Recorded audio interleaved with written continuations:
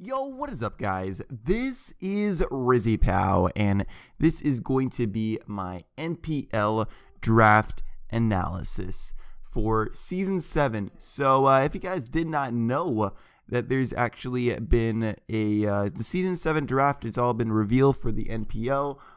July 1st was actually the draft stream. If you guys missed it, I think it is uploaded to the NPL channel, so that's really cool. If you guys want to watch that, it is up there.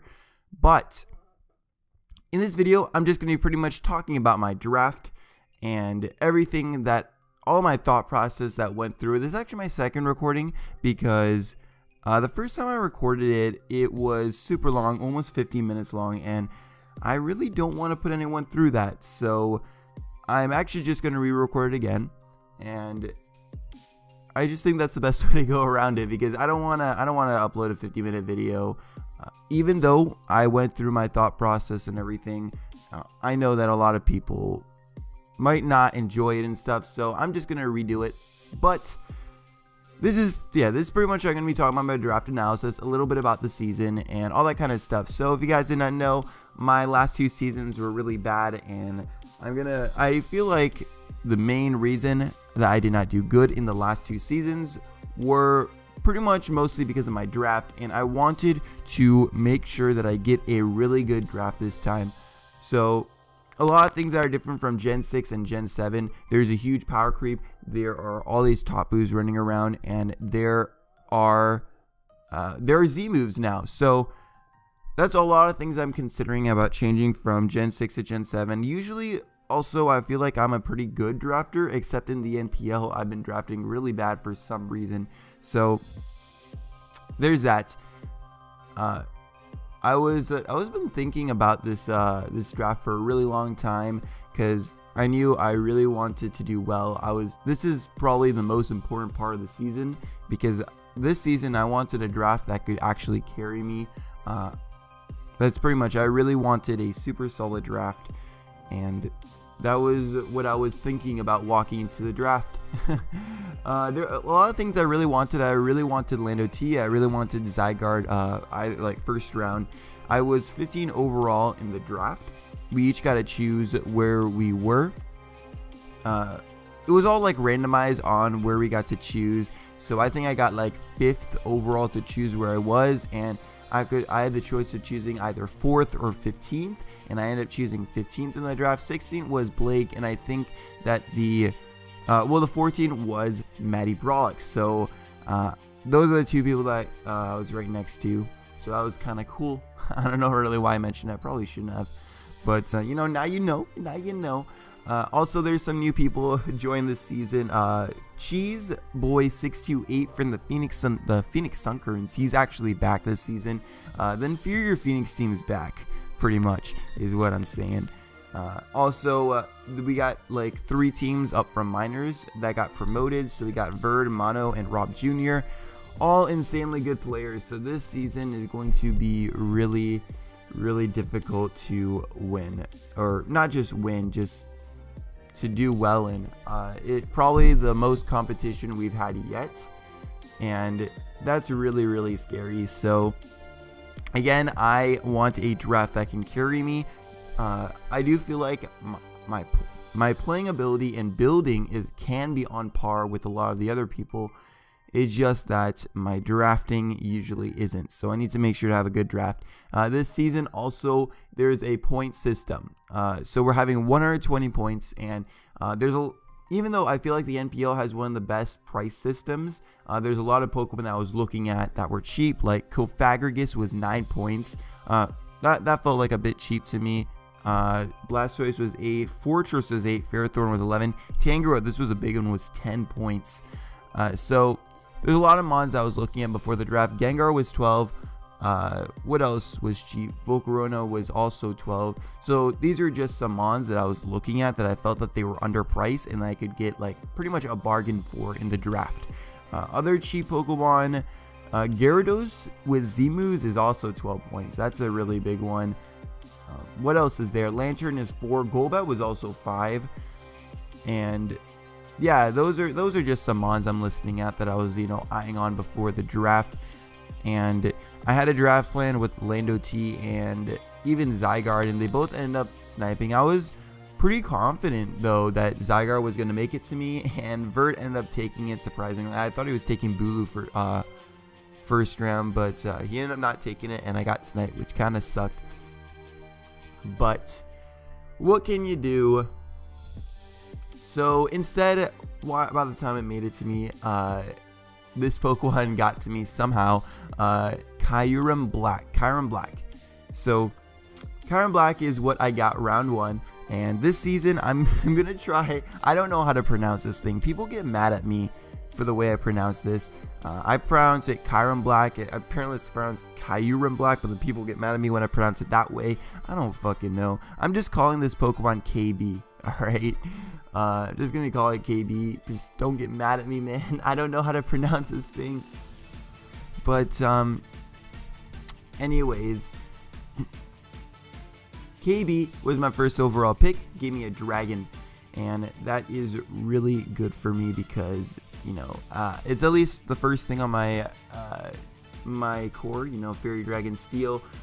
Thing about KB is that it is a huge wall breaker, and, you know, something I was really eyeing on my previous draft plans, I had Mega Aerodactyl, and now that I have KB, I wasn't sure if I was going to get Mega Aerodactyl still, but it was something I really wanted. To Mega, I've been always wanting to use, and I feel like I can build around it pretty well. Thing about Mega Aerodactyl is that it's walled by really fat things, stuff like Cresselia, like, you know, maybe like Uxie, Toxapex, you know, just really fat Pokemon is what threatens Mega Aerodactyl, as well as Scarfers that can outspeed it. So drafting Mega Aerodactyl, I was thinking that I wanted, you know, some really good wall breakers, and I wanted some nice setup sweepers that can take advantage of Pokemon locked into a certain move to revenge kill Aerodactyl. So that was like my thought process. KB is a huge wall breaker and fits pretty well with Mega Aerodactyl, just based off, you know, it can wall break for Mega Aerodactyl, especially if I make this thing my Z move user. I can pretty much just get a kill with Z Free Shock. I don't even need to run Z Free Shock and run stuff like Z Dragon Claw, Z Outrage. It gets a ton of options, and I can also use support moves besides Omni boosting and evasion. So I even have the option for Z Hail, which is actually really cool. But yeah, that's pretty much it with KB. I also was pretty much getting a wheel pick. Again, I'm 15th out of 16th overall in the draft. It's a snake draft, so it was coming back to me, and I was getting pretty much 2 picks at the same time. So what I did to pair up with KB, I was thinking about either pairing it up with Celesteela or Clefable. I decided to go with Clefable, mostly because Clefable is a good fairy type. I know Celesteela is also, like, you know, a good steel type, but I really wanted Celesteela because I've never used Celesteela in the format yet, but Clefable I felt was just better. I was more comfortable with it. It was also that I felt that I was going to be a bit pressured because I already know that I want KB and most likely Mega Aerodactyl. I'm going to need some defoggers, and I want to get as many rockers as possible. So I want, pretty much Clefable filled up more roles than Celesteela did. I was able to get a rocker, and also, if I was going for Mega Aerodactyl, Celesteela is also weak to electric, whereas Clefable can take advantage of Pokemon that are scarfed that might not have a life orb, Pokemon that are scarfed, they don't have a life orb or any boosting item to allow them to 2 a KO Clef or something like that. So Clefable might be able to take advantage of that, be able to set up a Calm Mind, Cosmic Power, whatever. Also, Clefable gave me, you know, a Rock user, Unaware user, because I'm thinking about going hyper offensive this draft. So, you know, DD users are kind of scary, but I have Clefable that's an Unaware user that can, you know, bail me out if I ever need to. And it can also be like offensive. It has a ton of coverage. Life Orb is actually really good versus a lot of teams.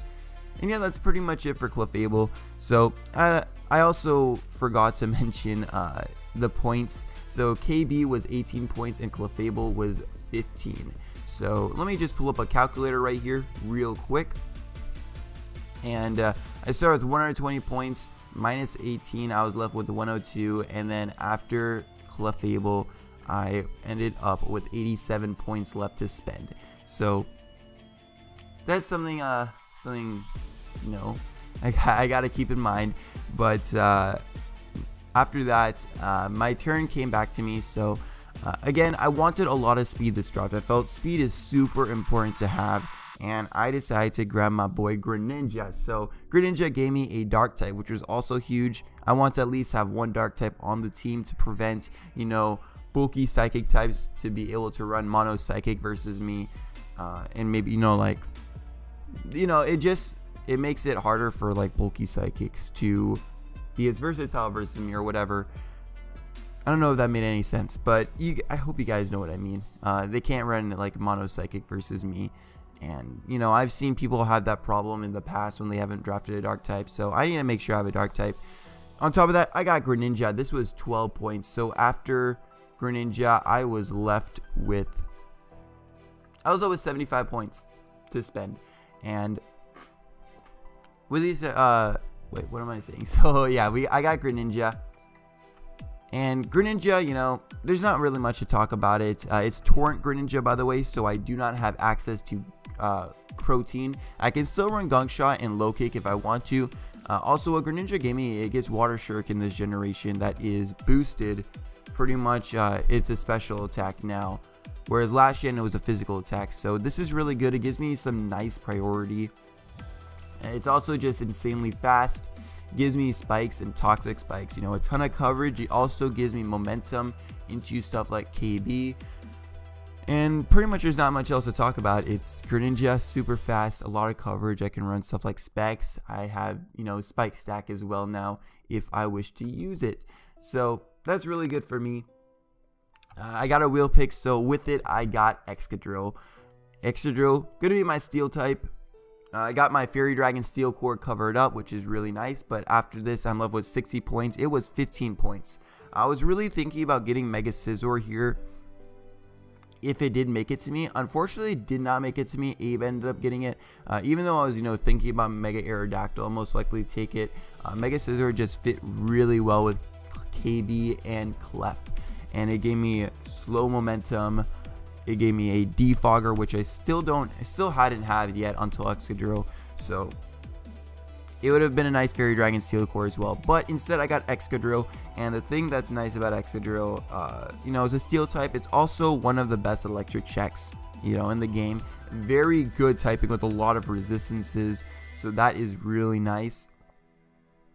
Also, one thing I want to mention, when I drafted Excadrill, I was not planning to get sand with it. So the reason why I didn't want to get a sand setter with this is because the NPL, the way that it does its draft system, or its prices system, is that Sandra, if I draft it with pretty much if I draft Excadrill with like a Gigalith or Tyranitar or Hippowdon, Excadrill's price is going to be increased by 1.4 times its original price, which means that Excadrill is going to go from 15 points to 21 or 22 points, something like that. And I was not prepared to spend that many points for an Excadrill, okay? I didn't think that was worth it, so I already knew I was probably not going to be drafting a sand setter with this thing. Pretty much the NPL has a rule. I don't think I explained it properly, so I'm going to re-explain it.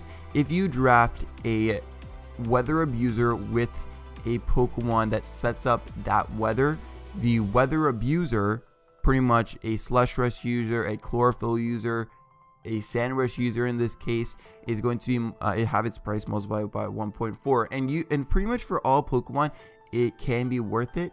Like some Pokemon, like some lower tier Pokemon, get only boosted by like a point or two. Like I know Victory Bell is like only like 2 points, and it doesn't get boosted but by the 1.4 rule because it rounds down. I know Kingdra isn't that bad either. But yeah, Excadrill, it becomes insanely expensive. So I already knew that I was not going to be drafting Sandrill this draft. Also, hopefully my voice isn't too deep. I'm recording this right when I wake up. But anyways, that is pretty much going to be it for Drill. You guys, I got, you know, a check to that. It also has pretty good natural speed, can be a good Scarfer, nice mold breaker ability, gives me a rocker and spin, and that's pretty much all that I need to talk about Drill. After Drill, the next two Pokemon I got, I got pretty much a wheel pick. First off, I knew I was going to take Gengar. Gengar was a mon, again, I said I was eyeing on before the draft, and I'm going to go more offensive this draft. So Gengar also had a nice beat here at 110, so that was good. It was also a grounded poison that I wanted to prevent people from just getting up T-Spikes versus me, and I now have something to absorb T-Spikes. Also gave me a ghost type to, I guess spin block, but also Gengar is insanely good offensively. You guys should know the coverage that it gets. It is also a strong Pokemon. It is a good Scarfer to revenge kill things. Can be pursuit trapped a bit easily, but it's still an insanely good mon. It also has a lot of support options, Wisp, Trick on a choice set. I can even run Taunt, sub Taunt, sub Wisp, and like Hex or something. Disable, like sub Disable, is also a really cool set. So a lot of options with Gengar, even though a lot of people say it isn't very versatile. On top of this, not many people have good Shadow Ball switch-ins. Like, Gengar is really good versus a lot of teams, and I'm so glad I drafted this thing. I'm really excited to use this thing, but yeah, if you guys, it also got a bit nerfed this gen. It lost Levitate for Curse Body, which kind of sucks because right now I'm looking really ground weak, but if it didn't lose it would have probably been more expensive, which it's also nice that I got it for 12 points, which I felt was a really good price for Gengar. I feel like it's a bit underpriced at 12. So after Gengar, I think this is where I made my biggest and pretty much my only mistake during the draft. So I know my Jolt, before the draft we've been talking and stuff, and he was like, he was really thinking about taking Breloom, and he told me he was going to take Breloom before the draft, so I didn't really consider Breloom at all. But during the draft, he actually drafted Superior, and he told me that, hey, you can draft Breloom if you want. So yeah, I was thinking about drafting Breloom, and at this point, I was forming like a plan and everything of what exactly I want to draft. And I wanted Mega Aerodactyl at this point. I wanted something really fat and to help me with my ground weakness. I was thinking about like Uxie and some other mons. I was thinking about some bulky water fire type, and that's pretty much it. So I really wanted Uxie, and I made a mistake here. I should have grabbed Uxie. I was told by a lot of people to grab Uxie, and for some reason I decided to grab Breloom after Gengar instead. Also, I've not really been keeping track of the points. They're on the screen though. Greninja was 12, Excadrill was 15, so after Drill I was at 60 points left. Gengar was 12. I did talk about what price they each were, but I didn't talk about how many points I had after them. So after Gengar I had 48 points, and then I got Breloom, which was 11 points, which I felt was also a little bit cheap, and now I have 37 points after Breloom. And so Breloom gives me a grass type, although it's not really a good Zygarde check. I can be bulky with like Toxic Orb and stuff, but still not the best Zygarde check. But I really should have gotten Uxie because it ended up getting sniped for me, and I don't think Breloom would have gotten sniped, even though I feel that Breloom was really good on this team. Although if I did lose Breloom, somebody sniped me, I would have been really upset, but unfortunately I feel like I messed up. Uxie would have fit really well on this team, and I probably could have gotten both. Anyways, the thing about Breloom is that it gives me a really nice priority user. So right now I got Greninja, and now I got Breloom with Technician boosted Mach Punch. So I got really strong priority. It's a nice Pokemon. It only hits 2 bullet seeds though, as you guys should know from the NPL like Season 4 Championship. It also gets stuff like Rock Tomb. There's not really much to talk about. It does get Spore though, which is really nice, and it gets walled by a lot of grass types, which is a bit annoying. Although I have the option of running stuff like Natural Gift Ice or Fire for them with SD, which can be kind of cool. if I'm able to pull off, and that's pretty much it. I just felt like it fit on my team. It gave me a nice fighting type, and pretty much it with Breloom. And now after this, I have 37 points left, I believe, and I want to get Mega Aerodactyl at this point. I felt that it might have been a bit too early, but I didn't feel like the Pokemon that I wanted after it were going to get sniped. I felt like Mega Aerodactyl had the most chance to get sniped, because there's some people that Mega Aerodactyl looked pretty good on some teams. So I decided to get it right here after Breloom on my next wheel pick. I got it first so Blake could not snipe me in case he was looking at Mega Aerodactyl as well. And Mega Aerodactyl was 13 points. So after Mega Aerodactyl, I have 24 points. So this is my Mega, kind of what I built the team around. It gives me a second Rock weakness, which is a bit annoying. Although I do have a spinner with Drill. Although Drill is probably going to be my only hazard removal, as well as Mega Aerodactyl, which does get defog. So if I ever need like emergency defog, I have Mega Aerodactyl, which is cool. The good thing about Mega Aerodactyl is it is insanely fast. It's going to be outspeeding the majority. It's going to be outspeeding pretty much my opponent's entire team sometimes. It can't really break down fat stuff, even though it has a ton of coverage. So that's nice. Although it does get Home Claws, which can kind of help break fat stuff with a certain coverage move. Maybe like Home Claws Crunch for Cresselia. I don't know why I even said that, because I battle Maddie. And I don't know. I doubt I'd even bring that. I don't know. I'm just saying random stuff. I just realized maybe that was a mistake. But like, it's not like I plan to ever bring that. Like, I mean, I haven't even looked at the matchup. I just said that off the top of my head. But yeah, I get stuff like Home Claws set up. This is also my only Pursuit Trapper on the team. It gets a ton of coverage, especially with Tough Claws. Also, with this Pokemon, it gets a ton of support moves, and I can run a ton of bulk on it because I probably don't need to ever run max speed. It also, you know, it has natural bulk with base 80 HP, base 85 defense, and 95 speed F. That's pretty good. So Mega Aerodactyl, pretty fun mon. It gets a ton of it gets a pretty cool support move pool with Roost, Whirlwind, Tailwind, Taunt. What else does it get? It gets Rocks as well. So it gives me my third rocker on the team, which I wanted a lot of rockers to be able to give myself as many options as possible for rocks in, you know, each game. And that's pretty much it with Mega Aerodactyl. I don't think there's much else to talk about. I'm really excited to use this thing.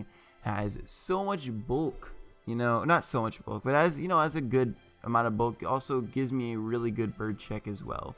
So that's pretty much it with Mega Aerodactyl. And now, since Uxie got sniped, I got my boy Mesprit. So I was really upset about the Uxie snipe, and I definitely made a mistake.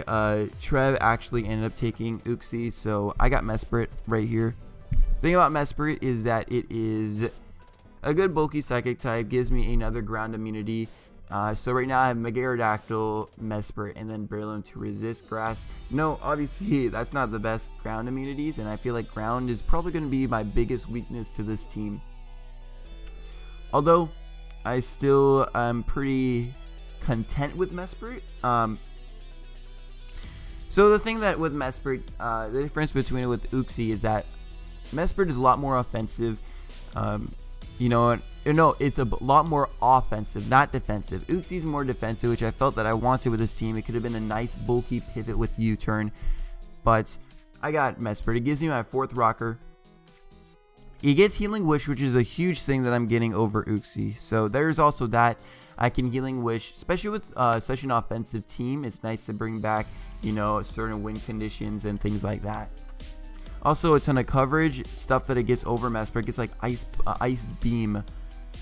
It also gets like Thunderbolt. Well, I think Uxie already got Thunderbolt, but it gets, you know, a lot more coverage, a lot more offense. Is a better choice Vexer, choice Scarf user. Still gives me a bulky pivot with U-turn, and you know, it can still be decently bulky. There's not much else to talk about with this Pokemon. So I think I'm going to move on, although it was 9 points, so I'm not sure. It was the same price as Uxie. I don't know if it's as good as Uxie, But yeah, we'll see. Although it is a better rocker than Uxie, I will say that for sure. So that's really nice to have that. The reason why it's a better rocker is because it gets so many coverage moves. It gets rocks. So it's a rocker that has a ton of coverage that might be able to beat as many hazard removal as possible. Like for example, damn, I don't really want to say anything about like, you know, other opponents' teams, but like it has coverage to beat other hazard removal to ensure that it keeps up its rocks, pretty much is what I'm saying. So that's an important thing to know about Mesprit. Anyways, it was 9 points, so I'm left with 15 points after it. And with my next 2 picks, I was well, first off, I'm just gonna say the first one. I got Lantern for 4 points, so now I'm left with 11 points. I'm getting really low on points, but I only have 3 more potential picks, so I feel like it's okay. Lantern, it gave me a bulky-ish water. Bulky-ish. It's a nice water because it also has electric stab to go along with it, meaning that, you know, it can hurt other water types, and water electric is a nice offensive typing, even though it's kind of slow. I guess it can be a potential Scarf user, potential Specs user as well. You know, it can also be bulky with Rest Talk. It gets stuff like Heal Bell, which is really nice. And, you know, again, it can be a bulky pivot with Volt Switch. Again, it also gets Volt Absorb and Water Absorb, so I have another electric immunity, potentially a water immunity as well. And there's not really much else to talk about it. Just, you know, I kind of got it for like a bulkish water, a bulky pivot sort of. It's pretty good offensively. Even like ground types can't switch in on it, even though it's an electric type, because it has that water stab. And yeah, pretty much that's it with Uxie. Not much else to talk about it. And so these next 2 picks, I was really debating what I wanted to do with them. So I only have 11 points left. I was debating between getting Blaziken for 9 and Furfrou for 2. Furfrou because I felt like it was the best 2-pointer available on my team, at least, even though it's a pretty shitty mon. I know a lot of people disagree with me that Furfrou was not my best decision, but you know, I was thinking about Furfrou anyway. And my other thing that I was thinking of was Moltres, or Audino and Moltres. I would have gone Audino first if I went that route. But Moltres was 6 points and Audino was 3, and I would have actually had like a couple points left over. And the reason why I was thinking Moltres was because it gave me another ground immunity, even though it just dies to a Stone Edge after that. So there's that. The thing though with Moltres is that, you know, it's also so underpriced. It was 6 points, which didn't really matter because I only had 2 Pokemon left anyway, and I was gonna get Audino if I didn't get it. But yeah, just saying that it's insanely underpriced. It's so good offensively, but with, like, you know, Hurricane, Fire Blast, I can miss though, which kind of sucks. But yeah, Moltres can also be super bulky with the Roost, and the reason why I didn't end up going with Moltres was because it's 4 times weak to rocks. My first round is already weak to rocks, KB, and then I have Mega Aerodactyl, which I built the team around. So those 2 mons I'm expecting to come a lot of the time, and I don't want to add Moltres there to be a potential bring. I feel like I'm not going to be able to bring it that often. Because I'm going to have 2 mons that are weak to rocks, and then 1 mon 4 times weak to rocks. And my only hazard removal is Drill, as well as Emergency Defog with Aerodactyl. But yeah, so I really decided against Moltres in the end, and I got Blaziken. And Blaziken was 9 points, so I'm left with 2 points for my last pick. You guys already know what it is because I mentioned it. But Blaziken, a really nice mon. So I got a double fighting core right here with Breloom and Blaziken. And they actually break through for each other. So Breloom is, you know, walled by a lot of bulky grass types. Blaziken breaks through bulky grass types. Blaziken is more walled by, you know, water types. And again, Breloom can break down water types. So these two as a fighting core pair up really well together. I'm really excited about that. On top of that, I have a dual fighting core, which can break down normal types for Gengar, and then Gengar can also break down ghost types for my fighting core to spam their fighting attacks, which is really cool. That I like that. I like my core right there. Again, I have a really offensive draft. I have a really fast draft as well. So I'm really liking this draft. Also, Blaziken gives me another form of priority with Vacuum Wave, and on top of that, it makes me a bit less weak to stuff like Weavile and Mega Scizor. So that was something I was looking at, but it can be an agility sweeper. It has Swords Dance, it has Double Dance, which is cool. Which, you know, maybe I might run at some point. It gets Baton Pass for some, you know, some momentum, which is kind of cool. But yeah, besides that, there's not really much else to talk about. I thought it felt very well offensively with this team, so just gonna move on to my last pick, which is Furfrou for 2 fucking points. So Furfrou, a lot of people are underestimating my boy Furfrou. Okay, I'm also underestimating a little bit. Furfrou is pretty shit. So if you guys know anything about Furfrou, it has an ability called Fur Coat, which doubles its defense and makes it extremely bulky. Problem about Furfrou, it doesn't have recovery or any coverage at all. Like, its physical coverage, which is only usable offensive stat, is Return, U-Turn, Sucker Punch, Zen Headbutt, and Wild Charge, which, you know, is walled by a lot of things, and it's still not very strong. So that's a problem. It does get U-turn, so it can be another bulky pivot potentially if I want to. It also fit pretty well with my speed tiers, you know, base 102. It gave me something between KB and Gengar, which was 95 and 110. So I actually really love my speed tiers in this draft. I think they were pretty damn good.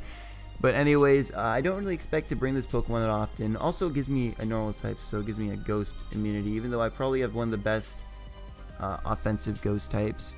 You know, there is Mimikyu, but that is a ghost type, but it also has like a second. It isn't like spam Shadow Claw, if that makes sense. But yeah, that's pretty much it to do with Furfrou. Just a bulky pivot. Ethan was the person that actually gave me the idea to draft Furfrou, so thank you to Ethan. You a babe. Ethan actually helped me a lot with this draft. Oops. Somebody I thought was knocking at my door, and I'm glad that they didn't come inside. But yeah, a lot of people helped me with this draft. I know iPro gave me some advice. Turk gave me a bit of advice. Who else gave me advice? Ethan, I don't know if I definitely said Ethan already. Jolt was actually giving me a lot of advice too during this draft. iPro, Omega Jolteon. But yeah, I think that's it. I hope I'm not missing out on anyone. Verd gave me a little bit of advice during the draft towards the end. And I think David, I don't think David gave much, but like I didn't ask. But I'm trying to mention everyone because I don't want to feel like I'm missing anyone out. I appreciate everyone. I appreciate you all. I love you all. Yeah, that's pretty much what I'm done with the draft right here. You guys can see it. I made KB my Z move user because I just felt it was the best one.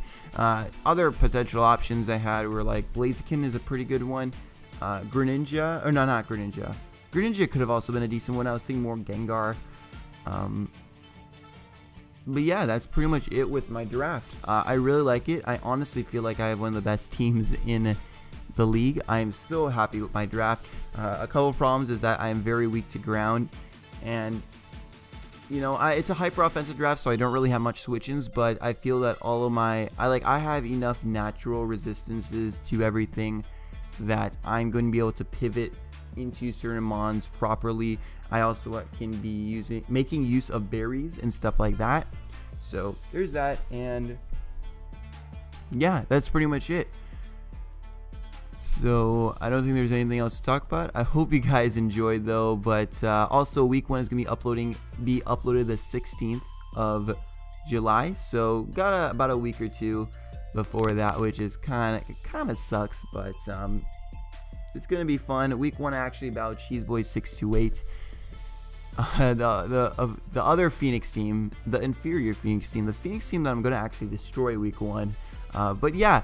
There's a fan doc in the link in the description below if you guys want to check out all the teams as well as the entire schedule and the conferences. And